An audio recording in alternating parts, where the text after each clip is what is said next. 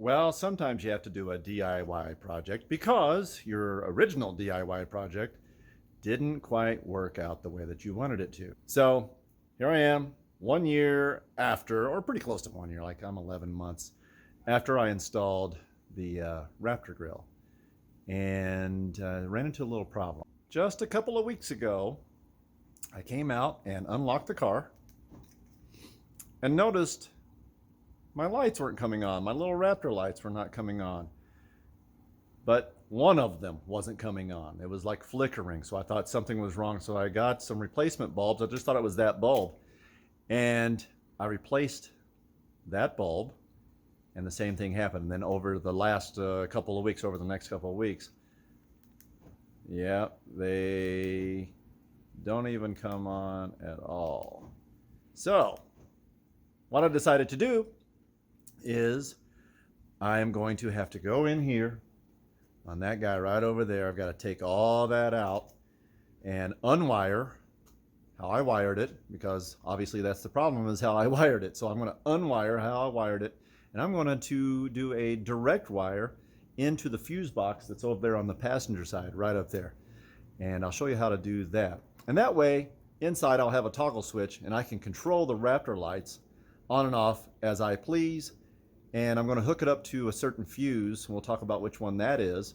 But I'm going to hook it up to a certain fuse to where only when the car is on will it have power.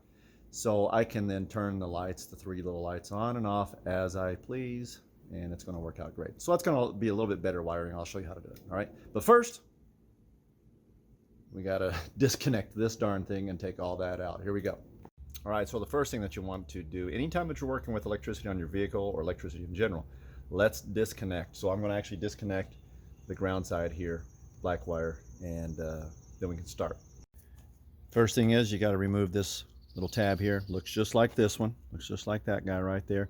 You just want to kind of flip him up. You get a little tool like we have here, a little nylon tool. Just flip him up, and that'll loosen him up, and then you can take him all the way out. And then you just kind of step back. I'm trying to do this one-handed, and it'll just pop out and just go nice and slow.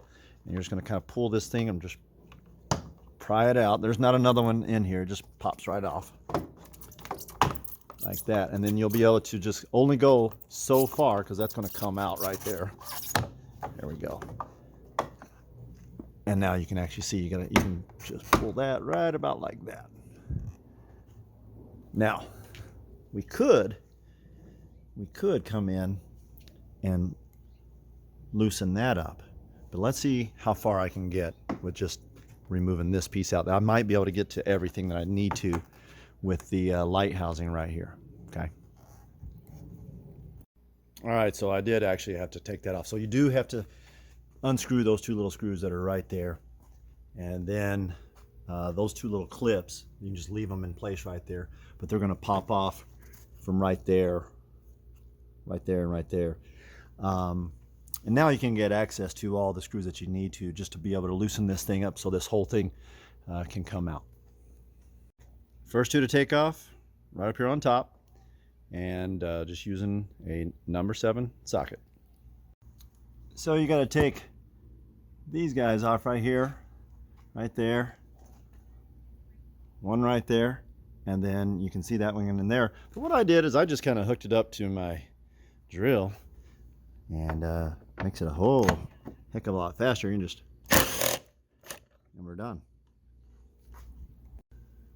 So all the rest of these that we just took off were all number 10, except for that guy that's got to come out, and he's an 8.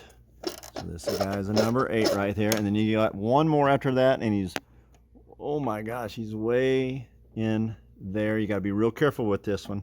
We'll get that one in just a second.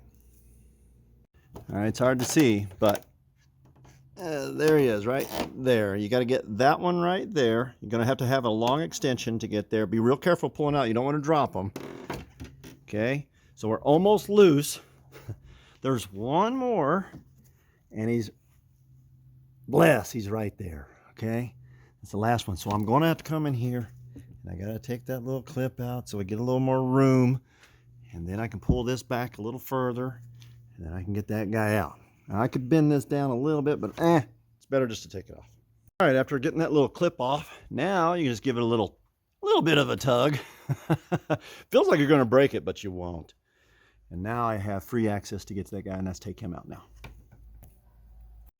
All right, so you just got to pull the light out just enough to be able to reach your hand in and disconnect it from the plug that's in there. It's hard to see back here, but it's, I can't even flip you upside down. Anyway, it's right down there. There you go. And you got to disconnect it from it and then pull it up here on top. It's got just enough slack to where it'll sit up here on top. And now you can get to it. And we're going to have to disconnect all that. All right, so I just left the connectors on there. Everything was nice and tight, secure. Just taped it off on the, just cut it off and taped it off on the end. Nothing wrong with that. And just snapped it back in place. So now part A is done. Now we just got to reconnect everything and put the light back in. And then I can go and start working on this end. All right, it's very finicky to get this thing to sit back where it should be, but just work on getting these. Once you get these lined up right on top, everything else should just fall right in place, and you should start being able to put all the screws back in, and everything will go back in just fine. So here we go.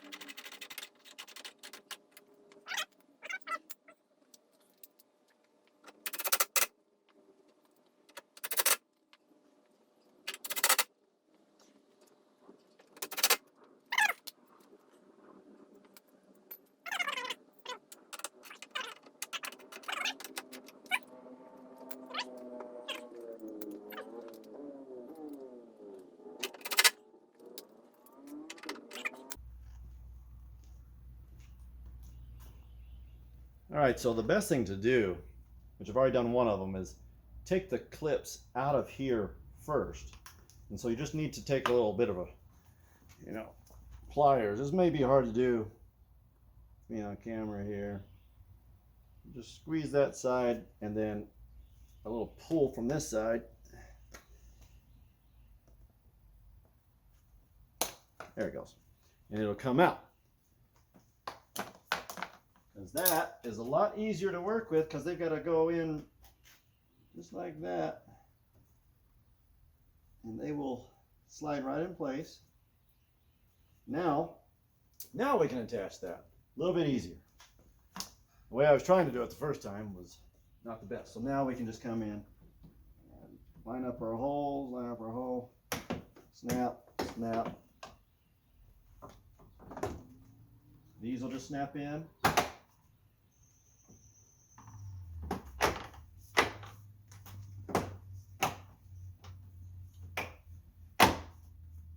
Sounds rough and brutal, but it's not bad. Just take your time. Don't force anything. There it is.